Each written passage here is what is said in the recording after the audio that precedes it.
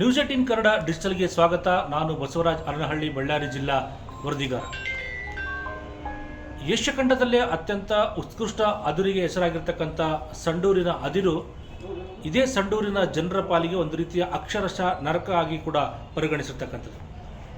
ಅದಲ್ಲದೆ ಇಡೀ ರಾಜ್ಯದಲ್ಲಿ ಅತಿ ಹೆಚ್ಚು ತೆರಿಗೆ ಸಂಗ್ರಹ ಆಗ್ತಕ್ಕಂಥದ್ದು ಕೂಡ ಅದು ಗಡಿ ಅದಿರದ ಮೂಲಕ ಸಂಡೂರು ತಾಲೂಕಿನಲ್ಲಿ ಕೂಡ. ಇಷ್ಟೆಲ್ಲ ಶ್ರೀಮಂತಿಕೆ ಇರತಕ್ಕಂಥ ತಾಲೂಕು ಈ ಭಾಗದ ಜನರ ಪಾಲಿಗೆ ನರಕ ಆಗಿ ಕೂಡ ಪರಿಗಣಿಸಿರ್ತಕ್ಕಂಥದ್ದು. ಇದಕ್ಕೆ ಪ್ರಮುಖವಾಗಿ ಕಾರಣ ಆಗಿರ್ತಕ್ಕಂಥದ್ದು ಅಲ್ಲಿನ ಗಣಿಗಾರಿಕೆ. ಈಗಾಗಲೇ ಹಿಂದೆ ಕೂಡ ಸಾಕಷ್ಟು ಸಂಡೂರು ಅಕ್ರಮ ಗಣಿಗಾರಿಕೆಗೆ ಹೆಸರುವಾಸಿಯಾಗಿರ್ತಕ್ಕಂಥದ್ದು. ಈಗಾಗಲೇ ಅಕ್ರಮ ಗಣಿಗಾರಿಕೆಯ ಬಗ್ಗೆ ಕೂಡ ಸಾಕಷ್ಟು 16 ತನಿಖಾ ಸಂಸ್ಥೆಗಳು ಕೂಡ ಈಗಾಗಲೇ ತನಿಖೆಯನ್ನು ಮಾಡಿರ್ತಕ್ಕಂಥದ್ದು. ಅವೆಲ್ಲವೂ ಕೂಡ ಈಗ ಮುಕ್ತಾಯ ಹಂತಕ್ಕೆ ಕೂಡ ಬಂದಿರತಕ್ಕಂಥದ್ದು. ಈ ನಡುವೆ ಈಗ ಸಕ್ರಮ ಗಣಿಗಾರಿಕೆ ಕೂಡ ಸಂಡೂರಲ್ಲಿ ನಡೀತಾ ಇದ್ದರೂ ಕೂಡ ಆದರೆ ಅಲ್ಲಿನ ಅದಿರು ಲಾರಿಗಳ ಅರ್ಭಟ ಜನರ ಜೀವವನ್ನು ಕೈಯಲ್ಲಿ ಹಿಡಿದುಕೊಂಡು ಹೋಗ್ತಕ್ಕಂಥ ಪರಿಸ್ಥಿತಿ ಕೂಡ ನಿರ್ಮಾಣ ಆಗಿರ್ತಕ್ಕಂಥದ್ದು. ಅದರಲ್ಲೂ ಸಂಡೂರು ತಾಲೂಕಿನ ದೇವಗಿರಿ, ಕಮತೂರು, ಸುಬ್ಬರಾಯನಹಳ್ಳಿ ಈ ಭಾಗದಲ್ಲಿ ಪ್ರತಿನಿತ್ಯ 2,000ಕ್ಕೂ ಹೆಚ್ಚು ಅದಿರು ಲಾರಿಗಳು ಸಂಚಾರವನ್ನು ಕೂಡ ಮಾಡ್ತವೆ. ಆದರೆ ಈ ಅದಿರು ಲಾರಿಗಳ ಅರ್ಭಟಕ್ಕೆ ಬ್ರೇಕ್ ಹಾಕೋದು ಯಾವಾಗ ಅನ್ನೋದು ಕೂಡ ಜನಸಾಮಾನ್ಯರು ಕೂಡ ಇಲ್ಲಿ ಪ್ರಶ್ನೆ ಆಗಿರ್ತಕ್ಕಂಥದ್ದು. ಯಾಕೆಂದರೆ ಪ್ರತಿನಿತ್ಯ ರಸ್ತೆಗೆ 2,000ಕ್ಕೂ ಹೆಚ್ಚು ಲಾರಿಗಳು ಬರ್ತಾ ಇರ್ತಕ್ಕಂಥದ್ದು. ಅವು ಅತಿ ವೇಗವಾಗಿ ಬರ್ತಕ್ಕಂಥದ್ದು, ಅಡ್ಡದಿಡ್ಡಾಗಿ ಕೂಡ ಬರ್ತಕ್ಕಂಥದ್ದು. ಪ್ರತಿನಿತ್ಯ ಕೂಡ ಗಂಟೆ, 2 ಗಂಟೆ, 3 ಗಂಟೆ ಕೂಡ ಜನರು ಕೂಡ ಟ್ರಾಫಿಕ್ ಜಾಮ್ ಆಗಿ ಆ ಒಂದು ಟ್ರಾಫಿಕ್ ಜಾಮ್ನಲ್ಲಿ ರಸ್ತೆಯಲ್ಲಿ ಸಿಲುಕ್ತಕ್ಕಂಥ ಪರಿಸ್ಥಿತಿ ಕೂಡ ನಿರ್ಮಾಣ ಆಗಿರ್ತಕ್ಕಂಥದ್ದು. ಅಪ್ಪಿತಪ್ಪಿ ಯಾರಾದರೂ ಆಸ್ಪತ್ರೆಗೆ ಹೋಗ್ಬೇಕಂದ್ರೆ ಕೂಡ ಈ ಟ್ರಾಫಿಕಲ್ ಜಾಮಲ್ಲಿ ಸಿಲುಕಿದಂಥವರು ಮತ್ತೆ ವಾಪಸ್ಸು ಅವರು ಆಸ್ಪತ್ರೆಗೆ ಹೋಗೋದು ಕೂಡ ಗ್ಯಾರಂಟಿ ಇಲ್ಲ, ಮನೆಗೆ ಬರೋದು ಕೂಡ ಗ್ಯಾರಂಟಿ ಇಲ್ಲದೆ ಅಂಥ ಪರಿಸ್ಥಿತಿ ಕೂಡ ನಿರ್ಮಾಣ ಆಗಿರ್ತಕ್ಕಂಥದ್ದು. ಹಿಂದೆ ಕೂಡ ಸಾಕಷ್ಟು ಅಪಘಾತಗಳು ಕೂಡ ಆಗಿರ್ತಕ್ಕಂಥದ್ದು. ಈ ನಡುವೆ ಕೂಡ ಸಾಕಷ್ಟು ಅಕ್ರಮ ಈ ಒಂದು ಅದಿರು ಲಾರಿಗಳ ಅರ್ಭಟಕ್ಕೆ ಎಷ್ಟೋ ಜನರು ಕೂಡ ಅಮಾಯಕರು ಬಲಿಯಾಗ್ತಕ್ಕಂಥದ್ದು ಕೂಡ ಇಲ್ಲಿ ಗೊತ್ತಾಗ್ತಾ ಇದೆ. ಅದು ಬೈಕ್ ಸವಾರ ಆಗಿರ್ಬೋದು, ಕಾರ್ ಸವಾರ ಆಗಿರ್ಬೋದು. ಈ ರೀತಿಯಾದಂಥ ರಸ್ತೆ ಅಪಘಾತಗಳು ಕೂಡ ಮೇಲಿಂದ ಮೇಲೆ ಕೂಡ ಆ ಭಾಗದಲ್ಲಿ ಕೂಡ ಆಗ್ತಾ ಇರ್ತಕ್ಕಂಥದ್ದು. ಇಟ್ಟಲ್ಲಿ ಕೂಡ ಆ ಭಾಗದ ಜನರು ಕೂಡ ಸಾಕಷ್ಟು ಜಿಲ್ಲಾಡಳಿತಕ್ಕೆ ಮತ್ತು ತಾಲೂಕು ಆಡಳಿತಕ್ಕೆ ಮನವಿಯನ್ನು ಕೂಡ ಮಾಡಿದ್ದಾರೆ. ಯಾಕೆಂದರೆ ಈ ಒಂದು ಅದಿರು ಲಾರಿಗಳ ಒಂದು ಓಟಕ್ಕೆ ಈ ರೀತಿಯಾಗಿ ಇವುಗಳ ಅರ್ಭಟ ಏನಿದೆ ಇವುಗಳಿಗೆ ಬ್ರೇಕ್ ಹಾಕಬೇಕು, ಕಡಿವಾಣ ಹಾಕಬೇಕು ಅನ್ನೋಲ್ಲಿ ಕೂಡ ಸಾಕಷ್ಟು ಮನವಿಯನ್ನು ಕೂಡ ಮಾಡಿರ್ತಕ್ಕಂಥದ್ದು. ಪ್ರಜಾಪ್ರಭುತ್ವದಲ್ಲಿ ಏನಪ್ಪ ಅಂದರೆ ಎಲ್ಲರೂ ಬದುಕಬೇಕು, ಏನು ಯಾರ್ಯಾರು ಬದುಕಬೇಕು, ನಾವು ಬದುಕಬೇಕು. ಆಮೇಲೆ ಇಲ್ಲಿ ಏನಾಗಿದೆ ಅಂದರೆ ಈ ರಸ್ತೆ ಏನಾಗಿದೆ, ರಸ್ತೆಗಳು ಒಂಥರ ಕುಮಾರಸ್ವಾಮಿ ದೇವಸ್ಥಾನ ಹೋಗ್ಬೇಕಂದ್ರೆ ಎತ್ತರಕ್ಕೆ ಹೋಗಬೇಕು.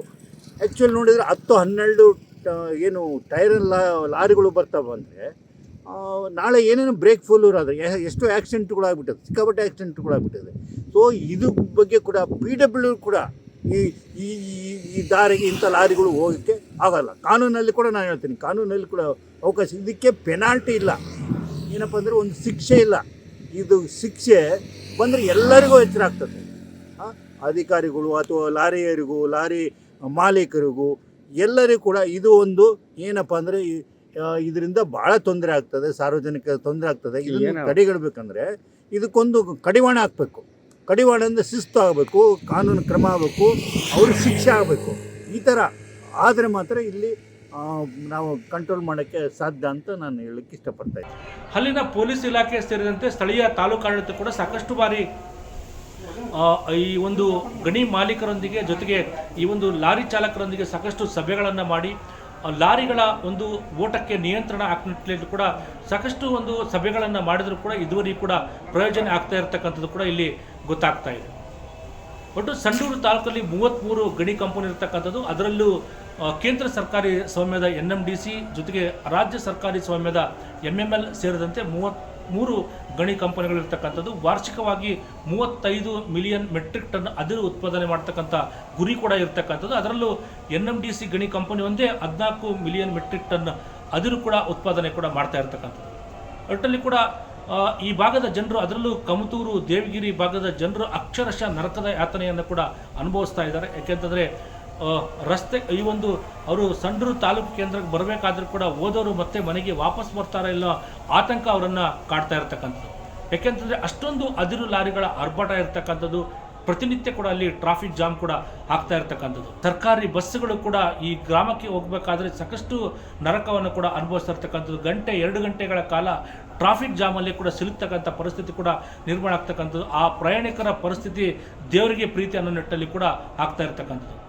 ಇದರಲ್ಲಿ ಕೂಡ ಈ ಭಾಗದ ಜನರು ಅಕ್ಷರಶಃ ಕೂಡ ಸಾಕಷ್ಟು ನೊಂದಿರ್ತಕ್ಕಂಥದ್ದು, ಸಾಕಷ್ಟು ಸಮಸ್ಯೆಯ ಸುಳಿಯಲ್ಲಿ ಸಿಲುಕ್ತಾ ಇರ್ತಕ್ಕಂಥದ್ದು. ಒಂದು ಕಡೆ ಆರೋಗ್ಯದ ಪರಿಸ್ಥಿತಿ ಗಂಭೀರ ಆಗ್ತಾ ಇದ್ದರೆ, ಆರೋಗ್ಯದ ಸಮಸ್ಯೆಯನ್ನು ಕೂಡ ಎದುರಿಸ್ತಾ ಇದ್ದರೆ, ಮತ್ತೊಂದು ಕಡೆ ವಾಹನ ದಟ್ಟಣೆಗಳು ಅಂದರೆ ಈ ಅದಿರು ಲಾರಿಗಳ ದಟ್ಟಣೆಯಿಂದ ಟ್ರಾಫಿಕ್ ಜಾಮ್ನಿಂದ ಈ ಟ್ರಾಫಿಕ್ ಜಾಮಲ್ಲಿ ಸಿಲುಕಿಸಿ ನರಕ ಯಾತನೆ ಅಂತ ಪರಿಸ್ಥಿತಿ ಅನುಭವಿಸ್ತಾ ಇರ್ತಕ್ಕಂಥದ್ದು. ಇದರಲ್ಲಿ ಕೂಡ ರಾಜ್ಯ ಸರ್ಕಾರ ಕೂಡಲೇ ಅದರಲ್ಲೂ ಜಿಲ್ಲಾಡಳಿತ ಕೂಡಲೇ ಕ್ರಮ ಕೈಗೊಳ್ಳಬೇಕು. ಯಾರು ಗಣಿ ಕಂಪನಿಗಳಿದ್ದಾರೆ ಅಂಥ ಗಣಿ ಕಂಪನಿಗಳ ವಿರುದ್ಧ ಒಂದು ಕ್ರಮ ಕೈಗೊಳ್ಳಬೇಕಾಗುತ್ತೆ. ಜೊತೆಗೆ ಯಾವ ಟ್ರಾನ್ಸ್ಪೋರ್ಟರ್ಗಳಿದ್ದಾರೆ ಆ ಟ್ರಾನ್ಸ್ಪೋರ್ಟರ್ಗಳಿಗೆ ಅದಿರು ಲಾರಿಗಳ ವೇಗಕ್ಕೆ ಕೂಡ ಕಡಿವಾಣ ಹಾಕಬೇಕಾದಂಥ ಪರಿಸ್ಥಿತಿ ನಿರ್ಮಾಣ ಆಗಬೇಕಾಗಿದೆ. ಇಲ್ಲದಿದ್ದರೆ ಜನರು ಇದೇ ರೀತಿ ಪ್ರತಿನಿತ್ಯ ಕೂಡ ಟ್ರಾಫಿಕಲ್ಲಿ ಸಿಲುಕಿ ಅಕ್ಷರಶಃ ನರಕಯಾತನೆಯನ್ನು ಅನುಭವಿಸ್ತಿರ್ತಕ್ಕಂಥ ಜನರು ಆಕ್ರೋಶವನ್ನು ಕೂಡ ವ್ಯಕ್ತಪಡಿಸ್ತಾ ಇದ್ದಾರೆ. ಕೂಡಲೇ ಜಿಲ್ಲಾಡಳಿತ ಈ ಒಂದು ಅದಿರು ಲಾರಿಗಳ ಓಡಾಟಕ್ಕೆ, ಅದಿರು ಲಾರಿಗಳ ಈ ಒಂದು ವೇಗಕ್ಕೆ ಕಡಿವಾಣ ಆಗಬೇಕು ಅನ್ನೋದು ಕೂಡ ಈ ಭಾಗದ ಜನರ ಒತ್ತಾಯ ಕೂಡ ಆಗಿರ್ತಕ್ಕಂಥದ್ದು. ನಿರ್ಭೀತ, ನಿಷ್ಪಕ್ಷಪಾತ, ವಿಶ್ವಾಸಾರ್ಹ ಸುದ್ದಿಗಳಿಗೆ ಹೆಸರಾಗಿರುವ ನ್ಯೂಸ್ 18 ಕನ್ನಡ ಈಗ ಆಪ್ನಲ್ಲೂ ಲಭ್ಯವಿದೆ.